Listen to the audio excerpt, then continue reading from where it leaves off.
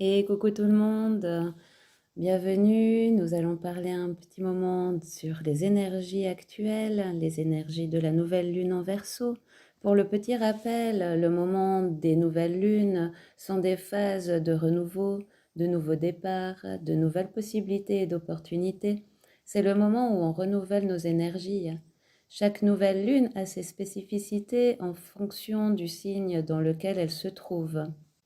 Et ce vendredi 9 février, la nouvelle lune aura lieu en Verseau, qui est un signe d'air, connu pour être un libre penseur, indépendant, avide de liberté et un grand visionnaire. Nous sommes dans une énergie très uranienne. Cela peut être électrique, amenant de grandes révolutions intérieures et extérieures, des éveils de conscience pour poursuivre une voie différente, une nouvelle conscience universelle et collective qui nous apporte des revirements de situation soudaines et inattendues, qui nous ouvre les voies nouvelles. Elle va nous permettre également de se redécouvrir, de trouver sa vérité, prendre une autre direction, avoir un aperçu vraiment clair de son avenir.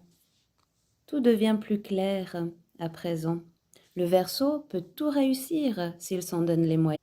Nous sommes dans une énergie de changement profond qui nous pousse à vouloir refaire le monde et aller vers plus de liberté.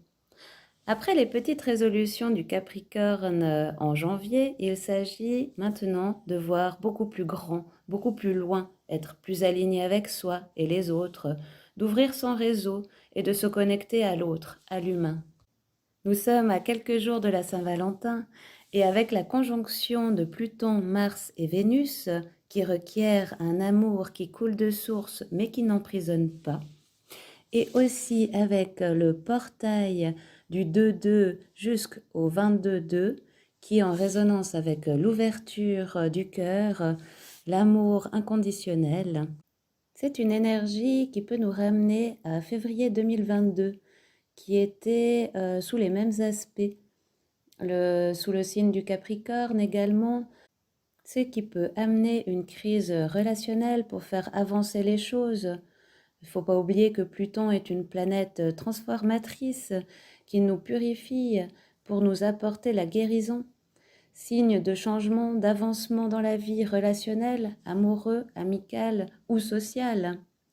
Une énergie passionnelle, de charme, de franchise, d'émotions intenses, qui est évolutif et nécessaire.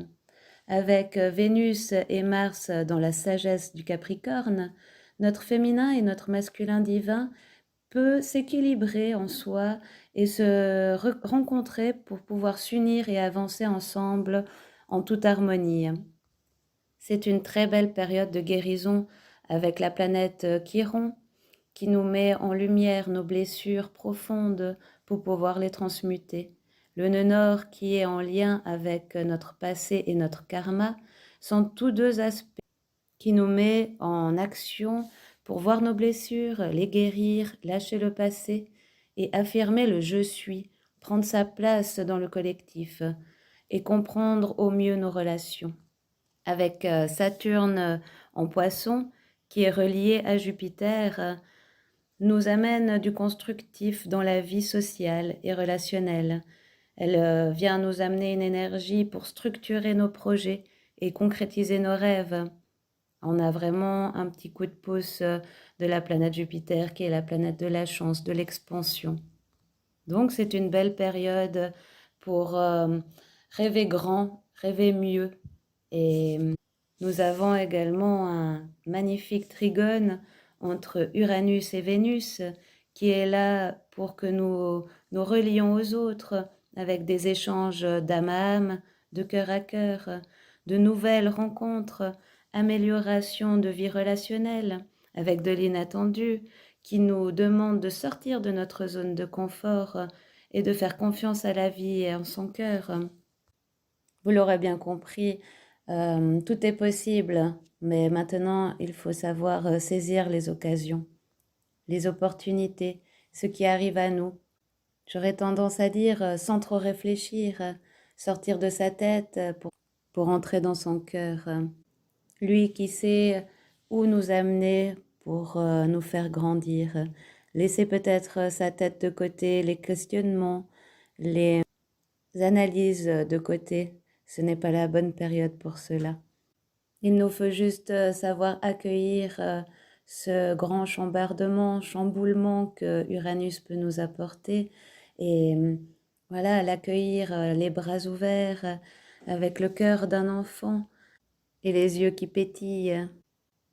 Nous sommes tellement contents de sortir de l'hibernation, de célébrer le changement avec les crêpes de la Chandeleur ou pour d'autres avec les bougies de Imbolc, la fête celtique qui marque la transition entre l'hiver et le printemps, le temps de dépoussiérer nos habitats et nos intérieurs, de nous purifier.